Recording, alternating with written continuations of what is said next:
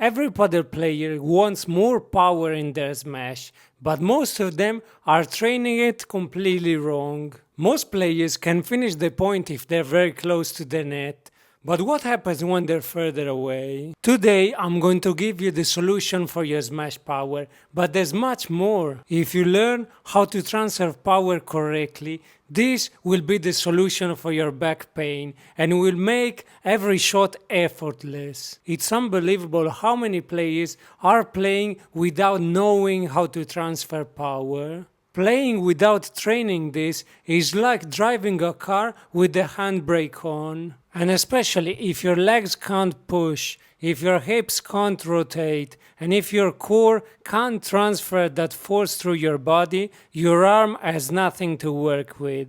In this video, I'll show you exactly how to train power for the smash, the science behind it, and the exercises that teach your body to move like the pros. Because power isn't about strength, it's about how you use it. By the way, if you're ready to take your Padel game to the next level with a proper strength and conditioning plan tailored to your level and your schedule, you can send me a direct message on WhatsApp. You have my WhatsApp number in the description below. But now let's start with a bit of science. Every time you push off the ground before a smash, you create ground reaction force.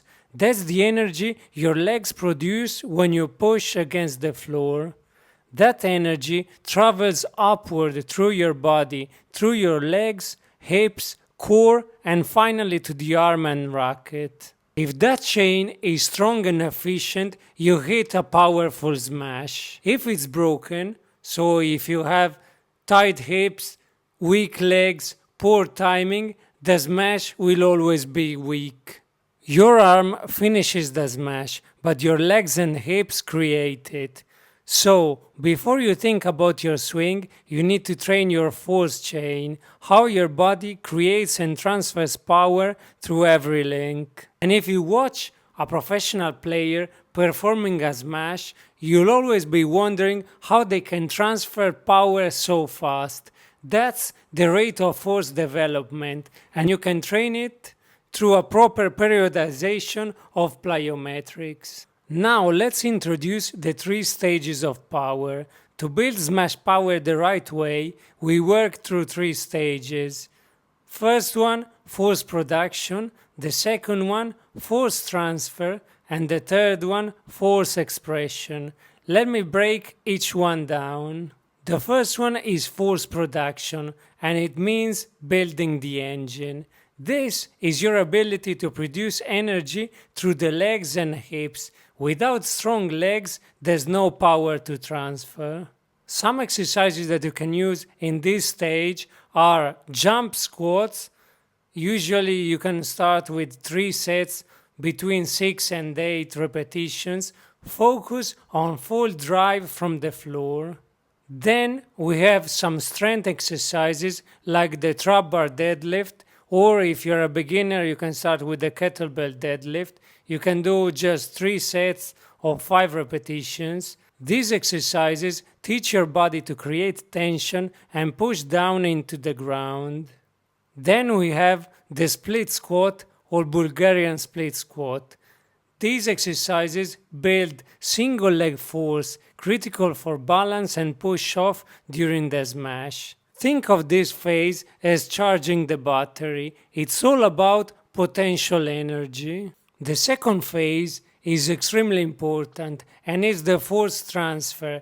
It means connecting the chain. This is the phase that most players skip. It's about teaching your body to link the legs, hips and upper body efficiently. Some exercises that you can use in this phase are the push press. You can start with just 3 sets of 6 repetitions. It's divided in 3 phases. So the first one, the leg drive, then the core transfer, and then the last part where the arms extend. The second exercise is the rotational medicine ball throws. You can start with just 3 sets of 6 repetitions on each side. It teaches your body how to perform explosive rotations from the hips to the shoulders. And the last drill that you can use is the anti-rotation drill. It builds core stiffness and transfers control.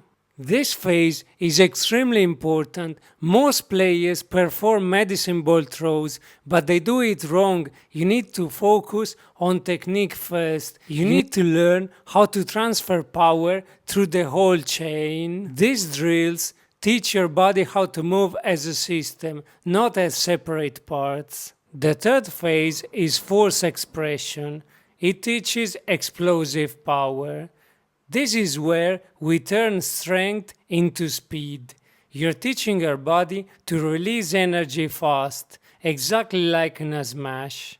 Some exercises that you can include in this phase are jumps and lands. You can start as little as 3 sets of 5 repetitions each.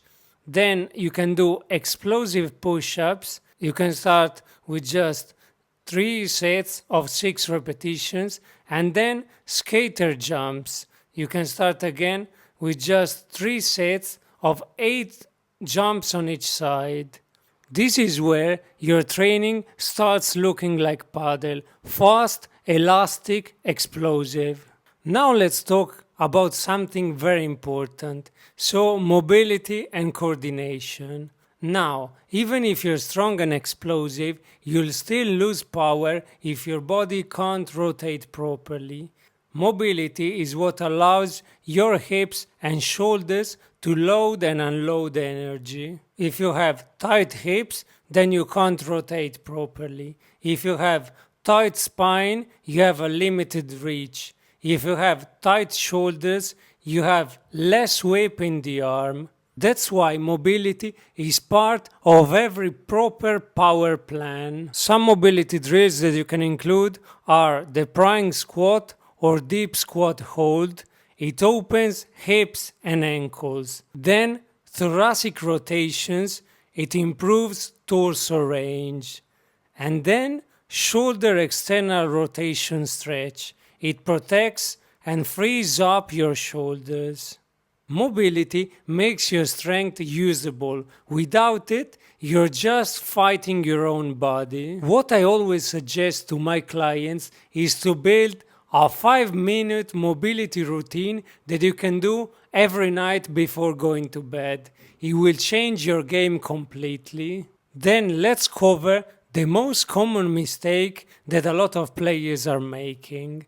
Most players don't train power, they train fatigue.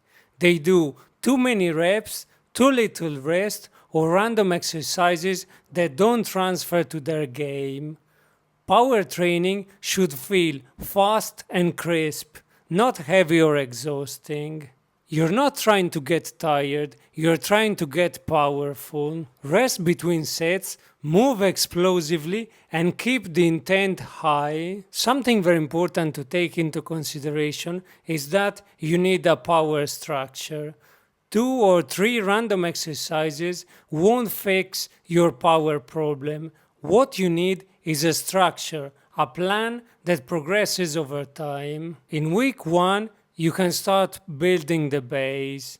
In week 2 and 3, you can start learning coordination. In week 4 and beyond, you will increase intensity and speed. That's what I build for players in my program, a complete progression that includes mobility, power and movement, all in the right order. Power is built in phases, not in a single workout. That's why it's very important to understand the difference between working out and training, because training is following a complete, proper structure that it will take to your goal. Now let's focus on the science behind training correctly. Training this way doesn't just make you hit harder, it changes how you feel overall. You move better and feel lighter. You gain confidence because you see real, measurable progress. You feel more athletic, more coordinated, and more ready to play.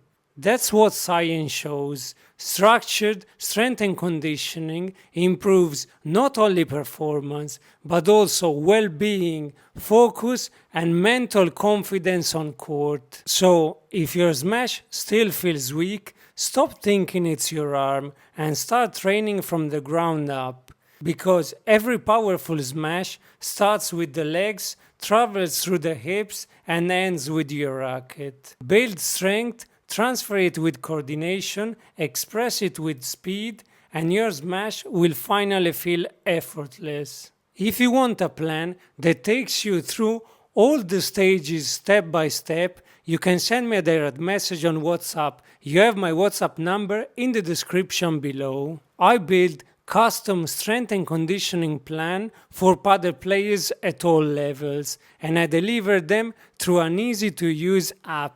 If this video helped you, hit like and subscribe for more padel specific training.